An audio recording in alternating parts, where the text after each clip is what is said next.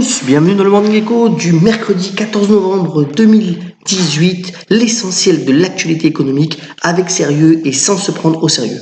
Alors on démarre tout de suite parce qu'il y a du lourd aujourd'hui, énormément de choses dans l'actualité économique. D'ailleurs voilà, le coup d'œil commenté, c'est la nouvelle rubrique de ce matin. Vous voyez l'essentiel des agrégats économiques et financiers. Alors sur le point de vue des bourses, pas de gros changements, si ce n'est une amélioration des bourses européennes hier. En revanche, le point clé, c'est évidemment donc le pétrole qui a baissé très fortement hier, près de 8%. C'est la pire journée en 3 ans donc pour l'or noir. Alors ça fait suite à plusieurs choses. D'abord un tweet. Alors Donald Trump fait plusieurs tweets. Il a bien attaqué le président Macron, mais laissons le côté politique et l'attaque sur le vin français. Mais il avait aussi commenté donc la volonté de l'Arabie Saoudite de réduire ses quotas de production pour relancer le prix du pétrole. Ici, on a donc la référence du Brent, donc la référence européenne. Vous voyez, 8% de baisse. C'est ici donc l'écart qu'on a eu. Véritablement donc de ce tweet de Donald Trump, mais aussi un rapport de l'OPEP, mais qui n'est pas inquiétant, qui démontre un affaiblissement donc de la demande de l'ordre de donc 19 barils sur les 1,29 millions de barils par jour. C'est vraiment pas significatif. C'est plutôt une attaque spéculative en bon ordre donc contre le pétrole.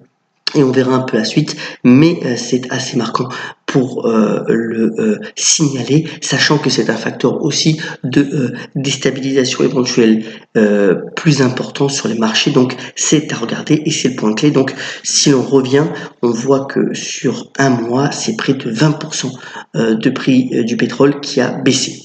Sur les autres agrégats, pas de gros changements. Le deuxième point clé, bien entendu, de l'actualité économique, c'est le fait que l'Union européenne et Theresa May, pour le moment, on trouve un accord sur le Brexit. Cet accord, donc, maintenant, c'est le point le plus clé, donc, pour le Premier ministre britannique, qui doit le vendre à son gouvernement et ensuite au Parlement. 2 étapes. Alors, le gouvernement, donc, le cabinet de Theresa May, doit se prononcer, donc, aujourd'hui sur l'accord ou non par rapport à ce Brexit. Et ensuite, avant Noël, il doit être ratifié par le Parlement. Et là, c'est pas gagné parce qu'il faut, donc, bien entendu, que Theresa May ait assez de voix pour pouvoir donc ratifier cet accord. Donc c'est une bonne étape, mais c'est loin d'être fini. Voilà pour le deuxième point. Ensuite, la troisième chose, c'est la stat du jour, alors qui va être assez regardée. C'est aux États-Unis, ce qu'on appelle le CPI. Le CPI, c'est quoi? C'est donc l'inflation. Alors, c'est un calcul qui est un peu erroné et la statistique peut être fausse, mais en fait, c'est le rythme le plus important. Vous voyez que, bien entendu, le rythme de l'inflation aux États-Unis a augmenté, que de nombreuses entreprises, en particulier les petites entreprises, tendent à monter donc les salaires. Ça, c'est une bonne nouvelle pour les Américains pour retenir donc les talents, mais c'est à mettre en relation avec ce que je vous ai mis sur la droite, c'est-à-dire ce graphique-là qui est donc les mobiles qui véritablement prennent le pas sur l'économie, et on le sait bien puisqu'on utilise de plus en plus notre portable pour différentes actions dans notre vie quotidienne. Et en fait, en réalité, les mobiles sont un facteur déflationniste puisque en fait on fait énormément d'économies sur ce côté-là, même si les smartphones coûtent de plus en plus cher, on fait quand même beaucoup d'économies, donc c'est déflationniste. Donc on a ce CPI qui devrait augmenter, qui est un chiffre clé donc qui sortira aux États-Unis aujourd'hui, mais c'est à mettre en relation avec l'évolution globale de l'économie qui tente à être quand même déflationniste. On reviendra d'ailleurs sur ce thème dans les prochaines semaines. Alors, donc ce chiffre-là sortira en début d'après-midi aux États-Unis à 14h30 pour les opérateurs de marché. Et maintenant, venons-en donc au bref. Après, donc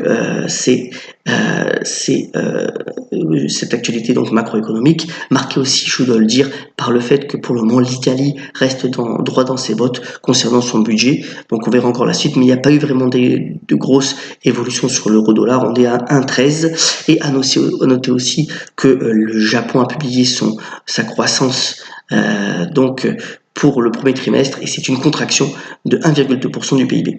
Venons-en donc maintenant à l'actualité donc des entreprises. Alors d'abord, l'activité globale, ce matin relayée par le magazine, le quotidien, donc Les Échos, vous voyez que pour 2019, eh bien, les Français, les particuliers font plutôt confiance à la bourse. Alors, il est à noter deux choses. Un, que bien entendu, ce sondage-là, il a été fait après la débâcle qu'on a eu donc au mois d'octobre sur les indices actions.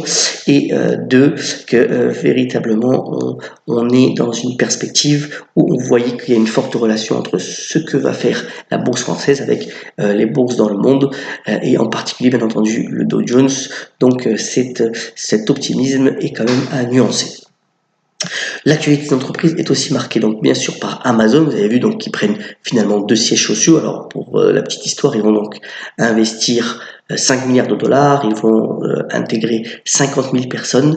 Mais là où c'est intéressant, c'est que Amazon a fait état donc de ses effectifs que dans son enceinte connectée, donc la fameuse Alexa, et plus de 10 000 personnes travaillent sur cette intelligence artificielle pour imposer finalement ce produit à un maximum de consommateurs. Alors, je vous ai mis la courbe d'Amazon, c'est assez impressionnant la progression, ça ne devrait pas s'arrêter d'ici là, même si c'est quand même lié aussi au soubresaut de la bourse en général, mais le modèle économique d'Amazon s'intensifie et s'améliore bien entendu de semaine en semaine. Alors, contrairement à Free, donc vous voyez qu'il doit lancer sa nouvelle box dans les jours qui viennent. Alors, ils ont publié des résultats hier. Ça continue à baisser en termes d'abonnés. Bon, l'assiette de Free, c'est quand même encore 6,5 millions d'abonnés en France, c'est quand même encore assez considérable, mais ils perdent encore 14 000 abonnés rien que sur le dernier trimestre écoulé. Donc la dynamique commerciale n'est pas encore inversée, c'est un camouflet pour Xavier Niel qui avait pensé déjà enrayer donc la baisse des abonnés pour ce trimestre. Vous voyez qu'hier la bourse avait plutôt anticipé de bons résultats avec une hausse du titre de plus de 4%. On verra aujourd'hui ce que ça donne, mais c'est plutôt des nouvelles pas tout à fait rassurantes, sachant que Free fait encore Free qui a encore 96% de ses revenus donc en France, malgré la diversification en Italie. Donc à suivre Iliad, le cours de Iliad ce matin donc à la bourse. Deuxième nouvelle importante, c'est donc Robert Ophel, donc le patron de l'AMF, qui a réagi par rapport à Casino. Vous savez que le groupe de distribution le cours de bourse a été largement attaqué durant l'été et plus de 40% des actions en circulation ont été shortées, c'est-à-dire qu'ont été vendues à découvert. Donc en gros, les opérateurs vendent des actions sans les avoir, pariant sur la baisse plus prononcée du titre pour les racheter finalement moins cher. Et ben, c'est ce qui s'est passé donc au mois d'août. Donc il y a une enquête de l'AMF assez sérieuse et son patron ce matin a fait état donc de certaines informations donc un petit peu déconcertantes sur le fait que véritablement le groupe dirigé par Jean-Charles Naouri avait été attaqué. Donc vous voyez que ça a déjà réagi puisque l'action a repris donc près de 30% par rapport à ses points bas du mois d'août, mais c'est à n'en pas douter une affaire encore à suivre, donc surveillez Casino sur la bourse de Paris. Autre nouvelle, donc c'est SEB, le groupe d'électroménager qui a acheté, donc peut-être vous connaissez ce site 750grammes.com, c'est un site donc de recettes culinaires qui est présent donc qui a énormément de recettes et qui est présente dans 7 langues, donc dans de nombreux pays. Et c'est donc une diversification assez intéressante et complémentaire pour le groupe d'électroménager. Et je voulais vous le signaler ce matin, le montant de la session n'a pas été dévoilé. Voilà, SEB qui continue donc d'être au plus près de ses consommateurs. On aura les résultats. Alors les résultats au niveau de l'actualité des entreprises, les résultats de Cisco ce soir après la clôture. On aura Walmart tout à l'heure donc à midi. Cisco, c'est toujours intéressant de regarder parce que les commentaires qu'ils sont faits sont assez pertinents sur les dépenses technologiques faites par les grands groupes. Donc c'est à suivre et ce sera après la clôture. Vous voyez quand même que le cours de l'action de Cisco a bien progressé puisque ça a été une diversification assez positive dans le secteur des services pour Cisco. Et vous voyez que ça a plutôt bien marché, ça a été plutôt salué par les investisseurs qui ont cru en l'action. Autre nouvelle, alors là c'est une nouvelle, juste une petite brève. Vous voyez qu'en fait, souvent dans donc les matières premières, le cours de l'or est très lié au cours de l'argent. Sauf que là, depuis en fait 7 ans, le cours de l'argent est beaucoup plus faible que le cours de l'or, ce qui laisse à penser qu'il y a une opportunité éventuelle d'investissement sur l'argent. Vous voyez que le cours est quand même très très bas, je vous l'ai mis ici depuis le début de l'année.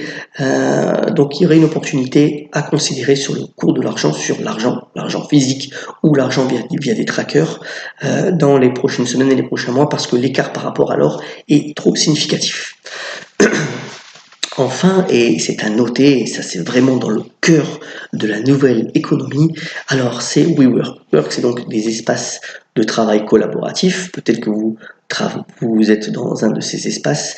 Alors ça a démarré aux États-Unis, ça a été fondé depuis 2010, c'est une vraie success story. Et d'ailleurs, donc il a été fait état d'une annonce que SoftBank investit encore 3 milliards de dollars dans ce groupe-là et le valorisant à 42 milliards de dollars. Ce sont des espaces collaboratifs de très grande qualité qui plaisent beaucoup et ça va véritablement dans le sens de la nouvelle économie et de la nouvelle façon de travailler.